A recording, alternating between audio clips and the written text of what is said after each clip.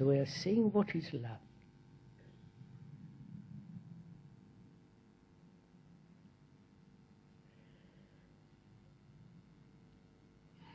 Theologians have written volumes about it. The priests throughout the world have given a significance to it. Every man and woman throughout the world gives a specific meaning to it. If they are sensual, they give that meaning. And so on, so on, so on. So, being aware how we approach it, openly, freely, without any motive, then the door is open to perceive what it is, right? We close the door to perception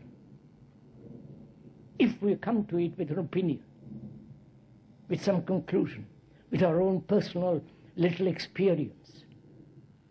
We'll close the door and there's nothing you can't investigate.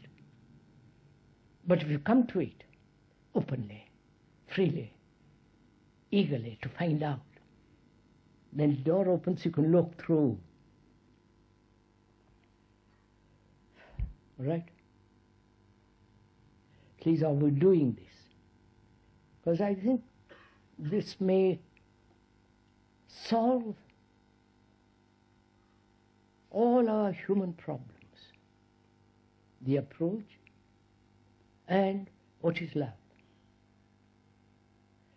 In the mechanistic world, it doesn't exist.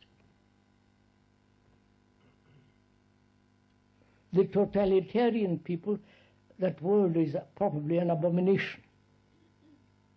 They only know it as love of the country, love of the state. Or if you're a Christian, you have the love of God, or love of Jesus, or love of somebody. In India, it's the love of their particular guru or their particular deity, and so on. So we're asking, putting all that aside, not ignorantly, but seeing that what they have done, what religions have done with that word, and perhaps with the feeling behind that word, being aware of all that, we must go into this, right? It means we must not only look what others have done to the word, how they have imposed certain conclusions upon our minds throughout the ages, and also what our own inclinations are. Being aware of all that, let's approach it tentatively. What is love? Is it pleasure?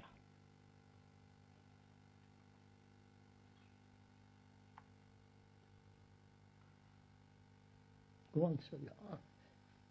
Inquire, dig into yourself and find out. Is it pleasure? For most of us it is. Sexual pleasure, which is called love, sensory pleasure. And that sensory pleasure, sexual pleasure, has been called love. And that apparently dominates the world.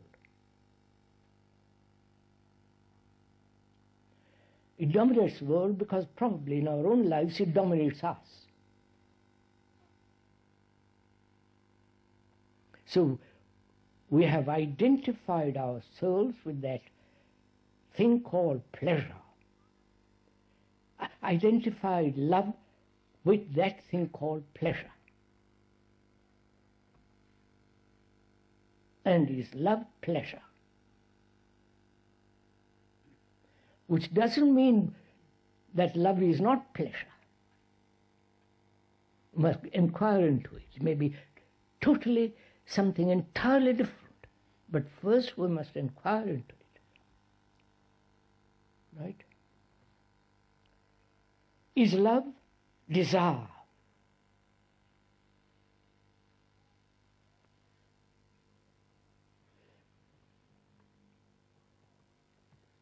Is love remembrance? Please. Which means, is love the remembered experience as pleasure, and the demand of thought as desire with its image, and the pursuit of that image is called love? Is that love? That's that. And is being attached to a person or to country, to an idea, is that love? Attachment, dependence. Please look into yourself, not listen to me. I'm not worth listening to. But what is significant, what's worthwhile, is that you listen to yourself. When these questions are being put, you have to answer it for yourself, because it's your daily life.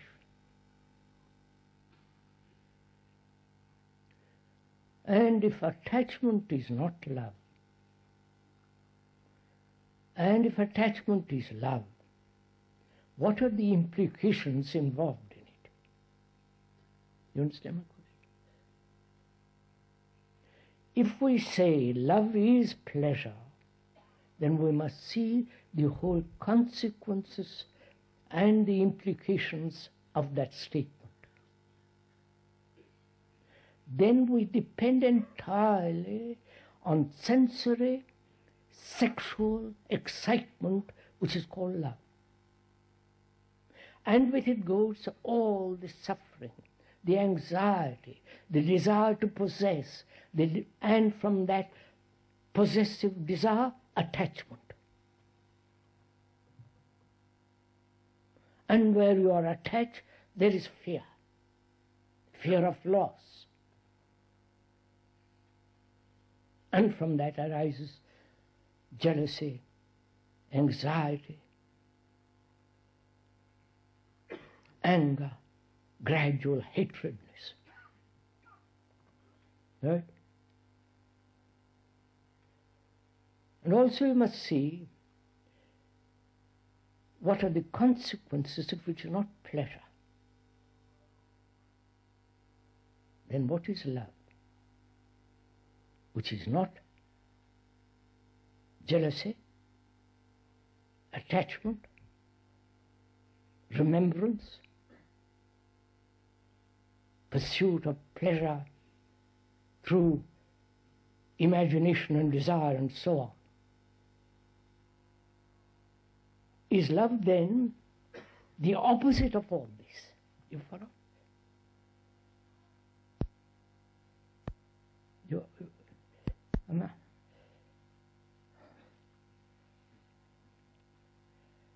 I'm lost.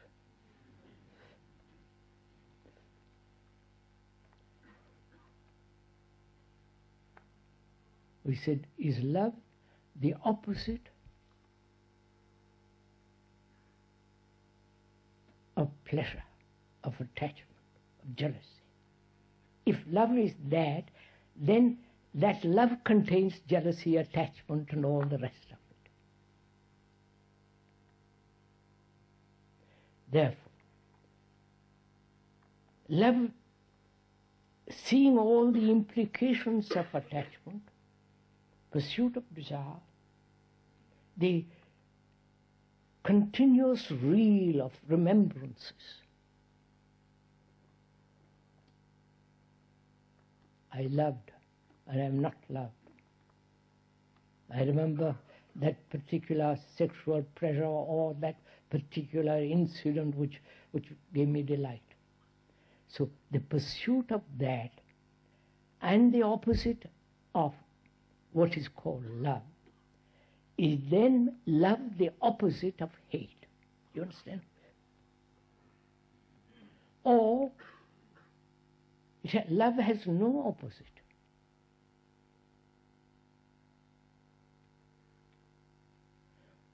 You following all this?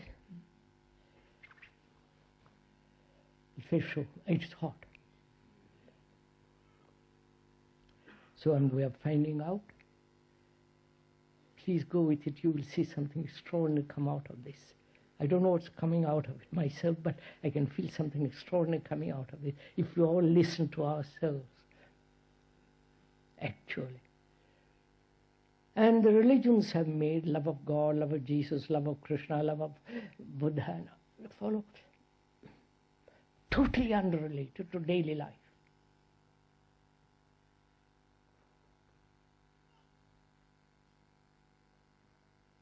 And we are concerned with the understanding and finding the truth of our daily life, the totality of it, not just sex or power or position or jealousy or some idiotic complex one has, but the whole structure and the nature of the extraordinary life in which we live.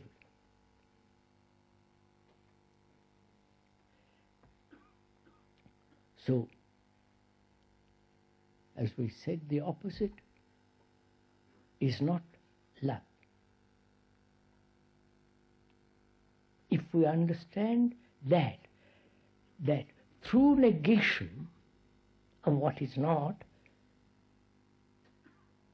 which means not negating or denying in the sense of pushing it away, resisting it, controlling it, but understanding the whole nature and the structure and the implications of